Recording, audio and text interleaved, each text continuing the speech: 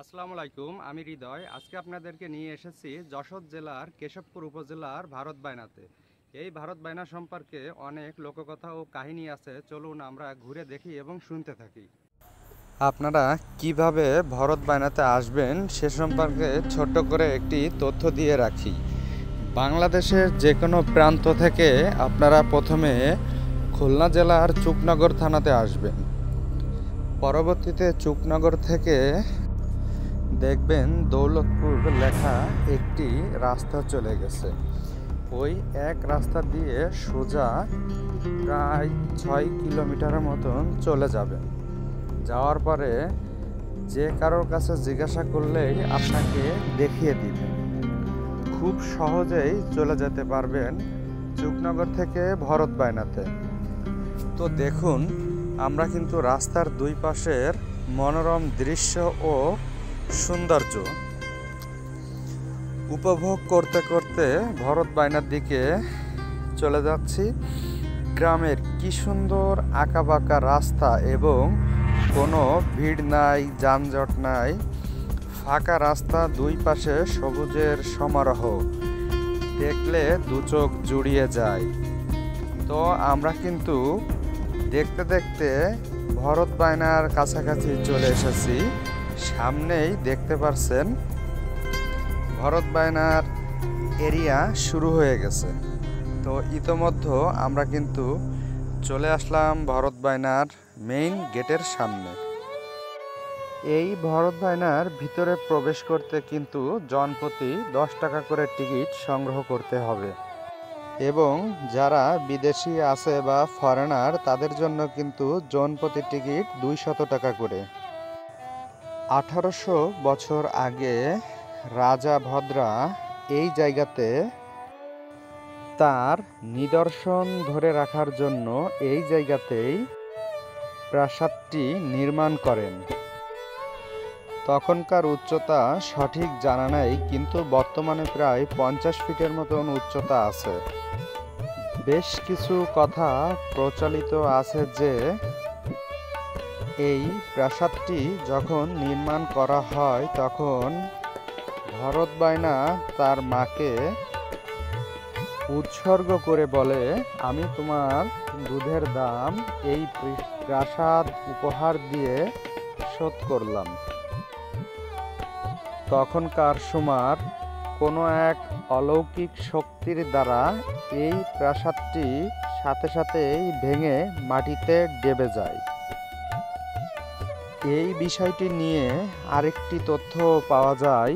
1997 সালে দিকে একটি ভয়ানক ভূমিকম্প হয়। এই ভূমিকম্পর ফলে প্রাসাদটি মাটিতে ডেবে যায়।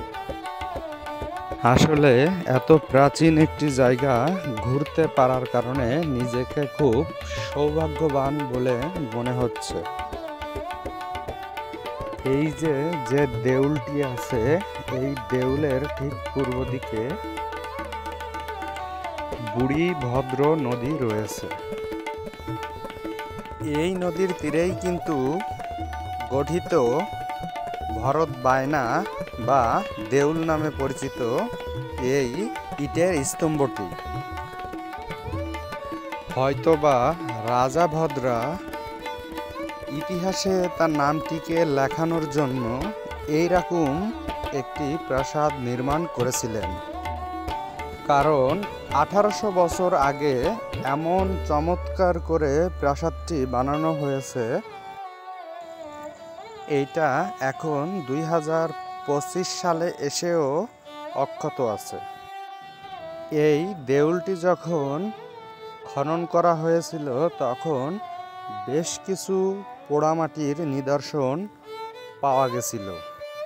সেই জিনিসগুলি খুলনা শিববাড়ি জাদুঘরে সংরক্ষিত করে রাখা হয়েছে।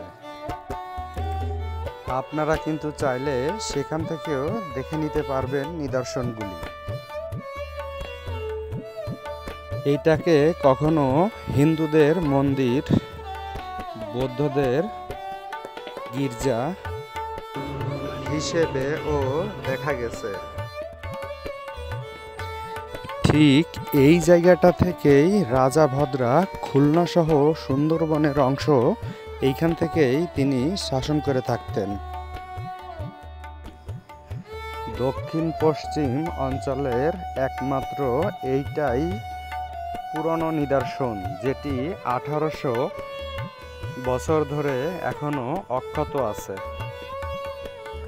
ডাইন সাইডে যে বটগাছটি দেখা যাচ্ছে, ধারণা করা হয় এই বটগাছটির বয়স 100 বছরেরও বেশি। অনেকের কাছে জিজ্ঞাসা করা হয়েছে, কিন্তু সঠিক তথ্য কেউ দিতে পারেনি। প্রাচীন এই নিদর্শনটি আজও দূর দূরান্ত থেকে দেখতে অনেক দর্শনার্থীর ভিড় হয় এখানে। অবকাঠামোগতভাবে মন্দিরটি সংস্কার কাজ করলে আরও অধিকতর পর্যটনের সম্ভাবনা রয়েছে জায়গাটি নিয়ে। প্রত্নতন্ত্র বিভাগের তথ্য মতে মন্দির নির্মাণে যে ইট ব্যবহার করা হয়েছে তার পরিমাণ 36 সেন্টিমিটার, 26 সেন্টিমিটার ও 6 সেন্টিমিটার। এত বড় ইট এই অঞ্চলের আর কোনো পুরাকৃতিতে ব্যবহার হতে দেখা যায়নি।